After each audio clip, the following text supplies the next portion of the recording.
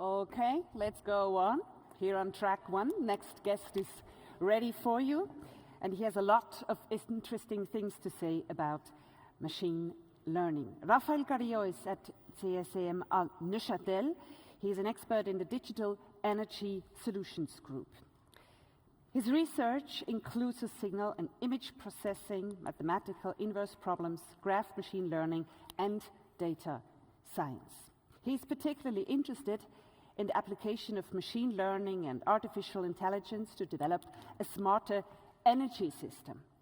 Everybody is talking about renewable energy sources, as you all know, such as wind power or photovoltaic power production. Today, Rafael will present a particular solar solution, and he will compare it to state-of-the-art solutions for a forecasting horizon of 6 hours. Please welcome with me, Rafael Carrillo. Thank you for the welcome. You guys can hear me? Yep, that's good. Well, thanks for being here and thanks for the talk. So as the presenter say, I will be speaking mainly about how we can apply graph machine learning to photovoltaic power forecasting. Now, the outline of the talk is the following. I'll briefly introduce the problem, why do we need to forecast solar power, and then how we can use graphs to actually forecast solar power. Then I'll present the Digerati solution, which is the solution developed by CSEM to do probabilistic forecasting. Then I'll present a little bit of the results that we got and comparing with the state of the art in forecasting techniques. And I'll present the web demonstrator of Digerati, and finally I'll conclude with closing thoughts and future outlook. Now, why is solar forecasting needed? If we want to achieve the goals by 2050 of having a fully decarbonized electricity production, we need to mix more and more renewables into the mix. That's no-brainer. And within this renewable mix, photovoltaic production, which takes energy coming from the sun, is one of the most important one. However, we have one little caveat there, that this power production from photovoltaic panels is highly variable because it depends on the weather. It depends whether we have fog, it depends if we have clouds, it depends if we have rain. So we need to predict and anticipate for that. And why do we need to anticipate for that? Because also for the grid management, in order to account for imbalances in the grid, they need to know, okay, if we are going to have a lot of production in one place, or on the contrary, we're going to have very low production in one place, so they can implement solutions. So that's why we need to forecast how the sun is going to be and how the sun is going to behave in a certain region. We focus here in Switzerland. Now, a bit of the state of the art in forecasting for solar resources.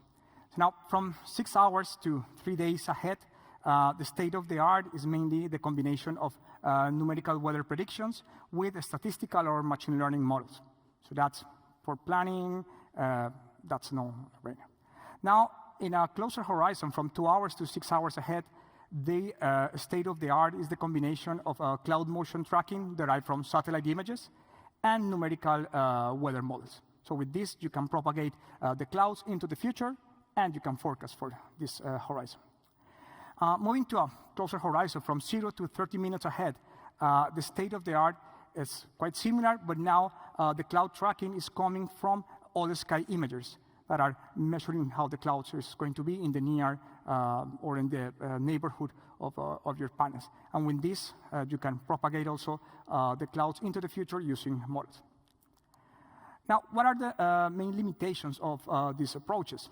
Well, the first one is the limited resolution, both spatial resolution and time resolution of these models.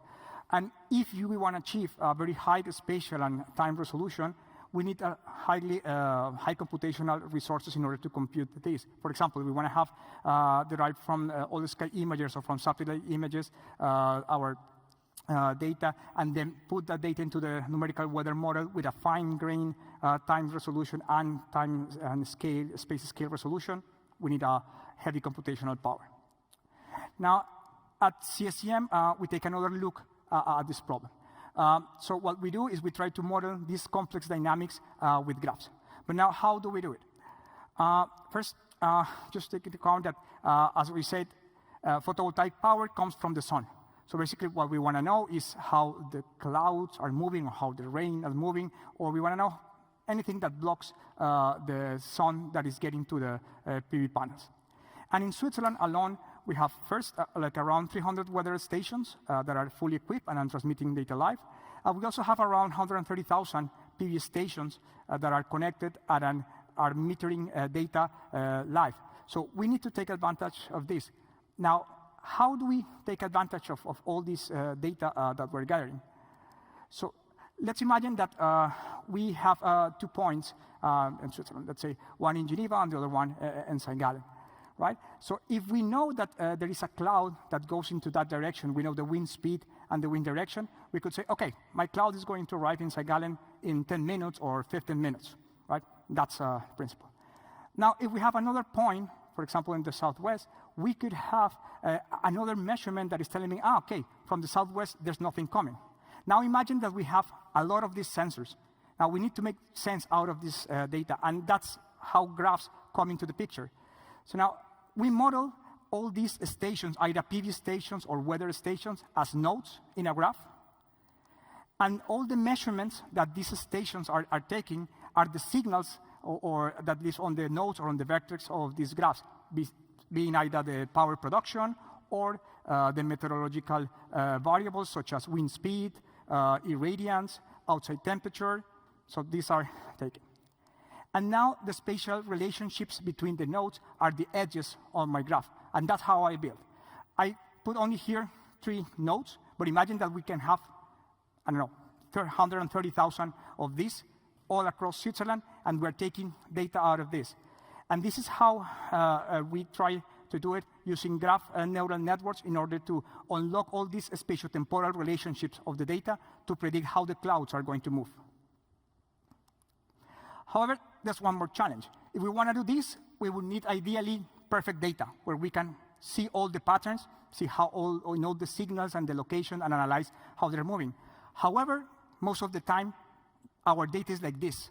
We have incomplete data. And this data might come just because we have some gaps in the communication problem, and the gaps are short.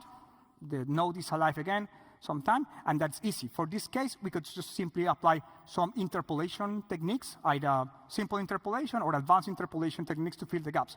However, there could be a problem also that these nodes are no longer in the service. For example, you have a house, you have a rooftop, but you are no longer now have the rooftop, or you just don't want to give your data anymore. So, boom, this node is out of the picture. So we need a solution that is robust to these dynamic changes in the node set, because basically here is not only that we're missing data, is that the nodes are changing or are dynamically changing over time. Now, to put it a bit more formally, the problem that we have in hand is that let's suppose that we have m time steps in the past, let's say 3 hours or 24 hours in the past. And from all this data that we are gathering at PV stations and at weather stations, and at each of these time, the nodes or the graphs that we have are changing. From this, we want to forecast into the future for h time steps ahead, 6 hours in the application that we want to know. And we want to predict how the signals are going to behave in the future. And we want to learn, more importantly, how is this mapping? What is the function f that maps all this data from the past that is changing dynamically, or the graph is changing dynamically, into the future for h time steps ahead? So now, this is the solution that we're taking. We call it Digerati. It's the solution that CSEM has developed for probabilistic solar forecasting. We use a growing network of sensors that we have either PV stations and weather stations in Switzerland. We use graph neural networks that analyze the spatiotemporal relationship of this data and to produce the forecast. Now, Digerati is producing forecast every 15 minutes, and it's producing forecast for 6 hours ahead with a 15-minute resolution. And it can produce irradiance forecast for any place in Switzerland based on all this data. Now, here's, I want to give a high-level overview of what the architecture of the system. So we have like 4 main blocks. Like the first block is the heterogeneous data embedding block. main job of this block is to map our heterogeneous data sources, because we have one PV stations that are measuring only power, and on the other hand, we have weather stations that are measuring irradiance, outside temperature, wind speed, wind direction, relative humidity, like 5 variables in all. And what is the job of this guy is to map all this data into a same common space or into an embedding space, so that we have the same representation for all. Now, the second block, which is the dynamic feature aggregation, is the one that deals with the changing nodes, or these dynamic changing graphs. Now, our idea is to partition the space, let's say, into n clusters. And for each cluster, we have a representative node or a super node that is assigned to these clusters. And any other nodes, which the super nodes are the red dots, let's say, in this graph. And the blue ones are the other nodes that are providing data. And the function of this dynamic aggregator is to aggregate all the features from all the nodes that are assigned to this cluster, and you compute a unique representation for this cluster. Now, once we have a fixed graph model, what we do is we have a fixed graph forecasting model, meaning that we have now our graph is fixed. The number of nodes are not changing, and the relationships are not changing. And we learn the relationships between these features, and we forecast also irradiance and some features in this fixed graph. And with this forecast in the fixed graph, we can produce forecasts in any location in Switzerland by having the coordinates of point of interest, and we apply this we input this into a graph interpolation model. This graph interpolation model takes the forecast that we have done in the fixed graph, and it takes the coordinates of the new points of interest, and based on this, it can interpolate, let's say, the irradiance map into any location. One more word, a little bit, about the fixed graph models. So we use encoder-decoder models in order to analyze the spatiotemporal relationships of the data. So we have an encoder, and the encoder takes the past data. Remember, we have irradiance and, in general, weather measurements, and we have PV data. Then we compute these embedded features, and we have these embedded features in the past. And from this, the encoder is going to compute an embedding or a vector representation of all this data, and that will be passed to the decoder. Now, the decoder takes this representation, and it takes the clear sky irradiance. The clear sky irradiance is a quantity that we compute. It's like let's say, the maximum irradiance that we could have in the absence of any cloud. This is a geometrical relationship that we can easily compute. And it takes these two inputs, and the decoder then crunch all this data, and then produces the future irradiance on the fixed forecast node. Now, for these models, we use two kinds of models. One model that are based on graph convolutional layers, and other models that are based on graph attention layers. Now, for the graph convolutional layers, we use graph convolution to pass around the information. A graph convolution is an operation similar to the convolution in images or in time series, that what it does, it just takes, for example, all the data around a node, with all the data in the neighborhood of the node, and based on this data, it combines the data, and it tries to pass it around in a message-passing way, all the data. So it diffuses the data across the network. Now, we use two kinds of models. One is the GC-LSTM, that is based on graph convolutional layers, but also on LSTM layers, in order to learn the dynamics of the signals. The other model that we have is the GC transformer, that uses transformers to learn the temporal relationships of the data. Now, the other model that we use is a spatial temporal multi-window graph attention, where we use both spatial and temporal attention mechanisms to learn both the spatial and the temporal relationships. One of the advantages of this model is actually that it's very interpretable, so we can know which location and at which time the data is being used to forecast in the future. I put in the slides like the two references for the papers of these models. Now, as I said, Digerati yields a probabilistic forecast. So what we use a quantile regression approach, where we change the loss function. We don't use the mean square error or the traditional mean square error function, but we use the pinball function in order to train the model. So we can adapt any model easily to give this.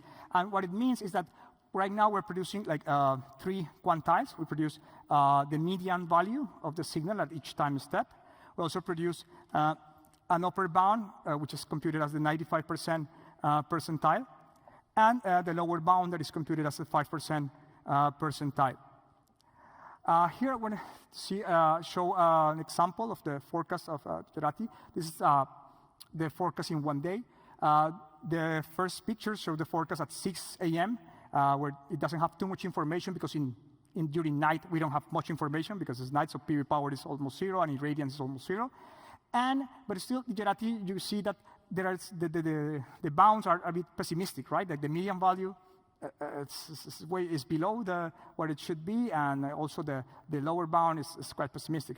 But if we move a little bit into the future, like at 9 a.m., you see that already Digerati was pessimistic because it's forecasting or it's foreseeing that there's going to be some clouds or something obstructions in the production. So we see that there is fluctuation or high fluctuations in the signal. And the same goes by to the forecast at 12 and at 15.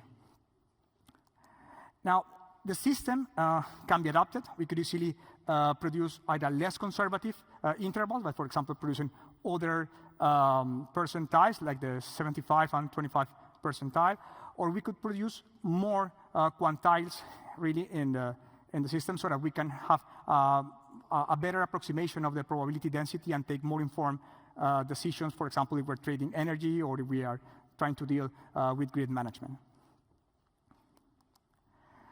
Well, a bit of some results. Here we compare our solution with a state-of-the-art commercial solution based on cloud tracking and satellite images for the forecasting horizon of 6 hours ahead. The plot here shows the normalized RMSE, or the normalized root mean square error, normalized by the peak production of each of the plants. In green, we see the forecasting results of the persistent model, which is the de facto model, or the simplest model that we can have for forecasting, which is already good. It's hard to beat for the first hour.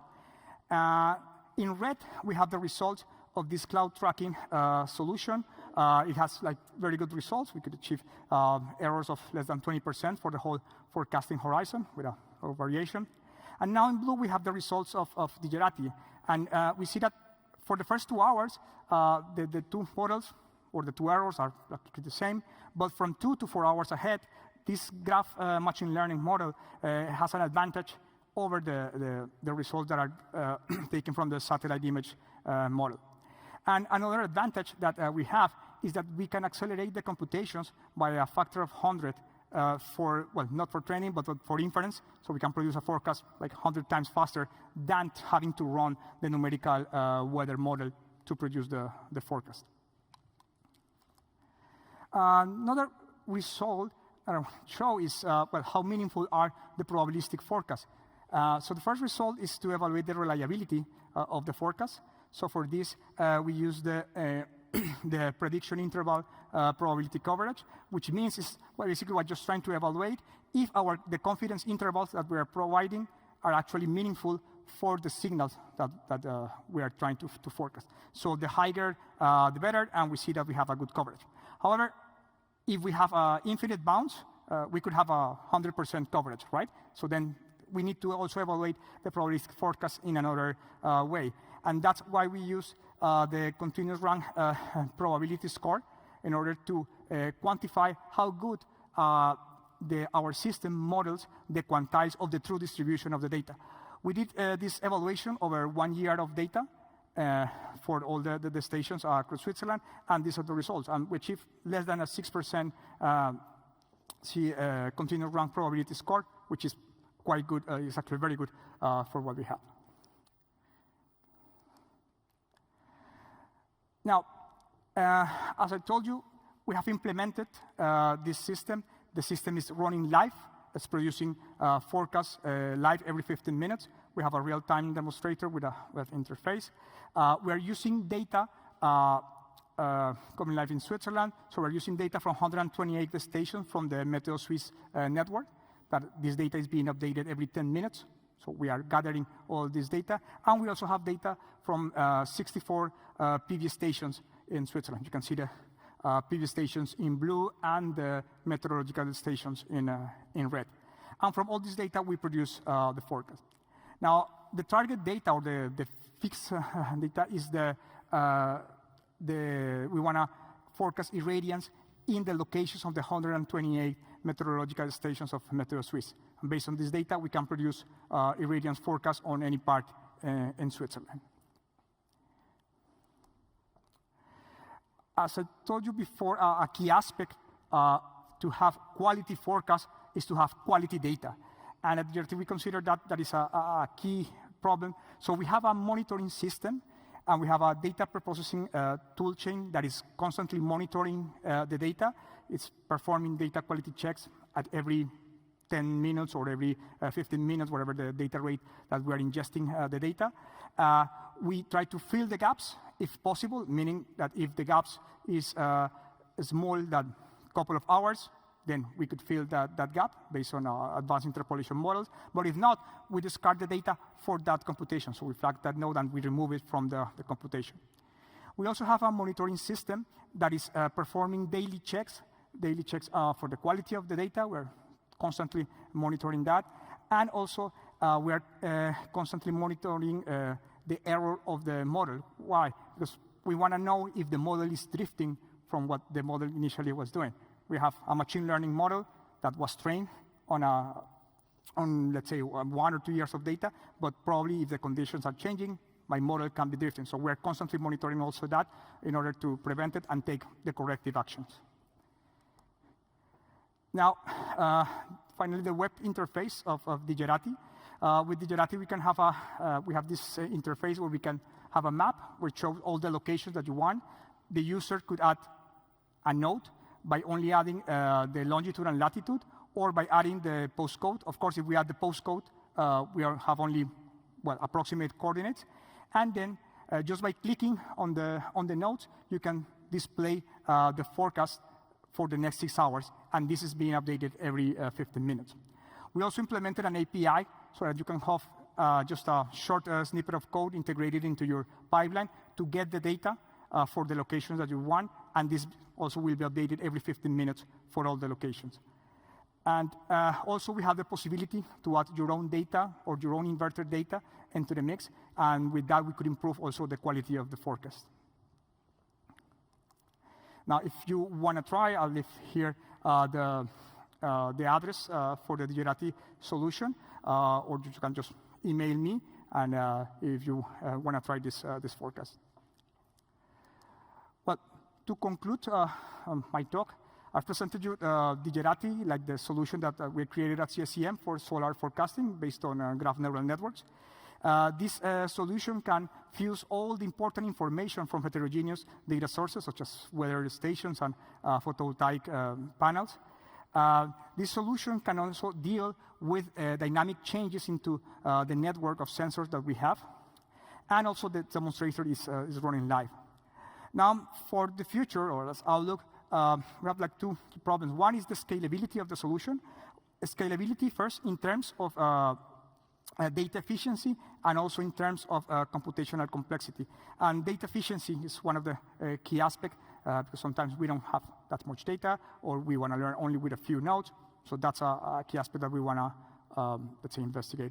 And the second one is extending the solution to longer horizon, for example, 24 hours ahead or 2 days ahead, so that it can be used for more applications, not only for intraday forecasting. And with that, I conclude my talk. Thank you very much, and if you have any doubts, please contact me. Thank you.